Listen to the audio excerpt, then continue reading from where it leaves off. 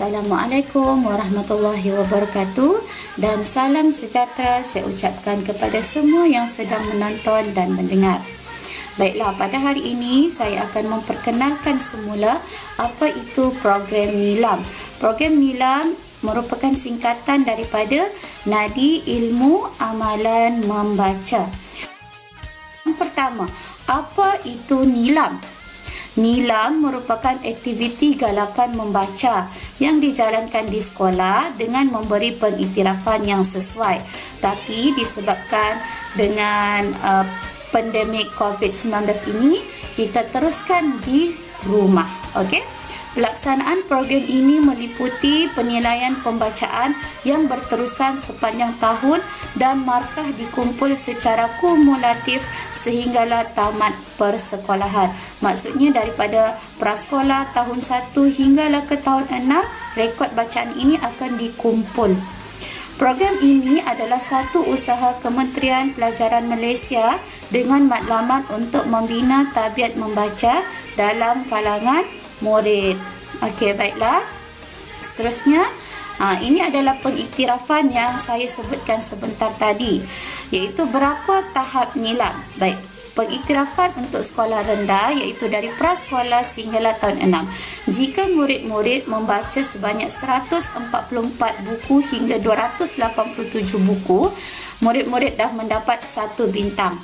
Manakala 288 hingga 431 akan mendapat 2 bintang. 432 hingga 575 mendapat 3 bintang. Seterusnya 576 hingga 719 akan mendapat 4 bintang dan 720 ke atas akan mendapat 5 bintang, iaitu pengiktirafan tertinggi. Maksudnya murid-murid kena ada impian supaya tahun 6 tamat sahaja sekolah rendah, murid-murid dah mencapai 5 bintang, iaitu membaca buku sebanyak 720. Ingat, tiada yang mustahil. Yang penting kita rajin baca buku. Baik, seterusnya apa yang boleh dibaca? Baik, murid-murid ada banyak bahan bacaan yang kita boleh dapati sama ada di sekolah ataupun di rumah, sama ada dalam talian ataupun luar talian. Baik, yang pertama adalah buku fizikal, sama ada buku fiksyen dan bukan fiksyen, iaitu buku cerita, cerita dongeng, kisah-kisah Nabi. Bukan fiksyen pula contohnya panduan menjadi murid cemerlang, bagaimana menjadi murid yang berjaya, contoh. Sekarang pula buku digital semakin popular. Banyak e-book yang telah diterbitkan secara dalam talian, tapi murid-murid memerlukan talian internet jika hendak membaca buku digital ini. Buku ini pun boleh dibaca. Kemudian bahan bercetak yang lain juga boleh dibaca seperti majalah, kamus, jurnal, ensiklopedia, surat khabar dan sebagainya.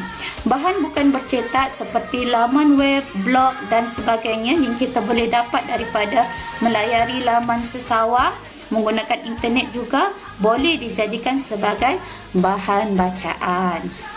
Okey, seterusnya soalan yang terakhir, bagaimana merekod bacaan? Baiklah, sebelum bermulanya pandemik COVID-19 pada tahun lepas, saya rasa dah ramai murid yang membeli buku NILAM versi terbaru di pusat sumber sekolah, betul tak? Jadi kalau murid-murid masih ada buku itu, murid-murid boleh gunakan buku itu untuk merekod bacaan murid-murid. Okey, tapi kalau murid yang belum membeli ataupun dah habis, cikgu akan berikan contoh borang rekod bacaan murid ini. Jadi cikgu, murid-murid boleh print ataupun cetak, kemudian isi secara tulis tangan sahaja dengan bantuan ibu bapa lah. Okey, baik, lihat jadual ini, tengok ya, bilang isikan nama, kelas dan tahun dahulu, kemudian isikan bilangan buku yang dibaca, kemudian judulnya adalah tajuk ya, tajuk buku, tajuk majalah, tajuk surat khabar yang murid baca, kemudian tulis itu bahan buku. Kalau bahan buku tak payah klik, tapi kalau bahan bukan buku tandakan. Kemudian buku fiksyen atau bukan fiksyen, buku cerita atau bukan buku cerita. Kemudian bahasa pula, bahasa apa? Bahasa Melayu ke, bahasa Inggeris ke, ataupun lain-lain bahasa, contoh Tamil, Cina dan sebagainya. Kalau buku tulisan Jawi tetap lagi bahasa Melayu, ya.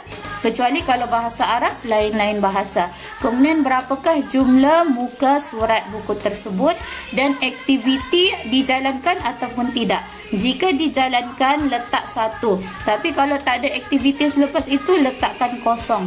Contoh aktiviti yang boleh dilakukan seperti memberi komen dengan ibu bapa ataupun adik-beradik, bercerita semula kepada ahli keluarga, kemudian buat rumusan ataupun kerja projek. Daripada buku cerita yang kita baca, kita hasilkan sebuah boneka atau patung ataupun lukisan. Itu pun boleh, ya.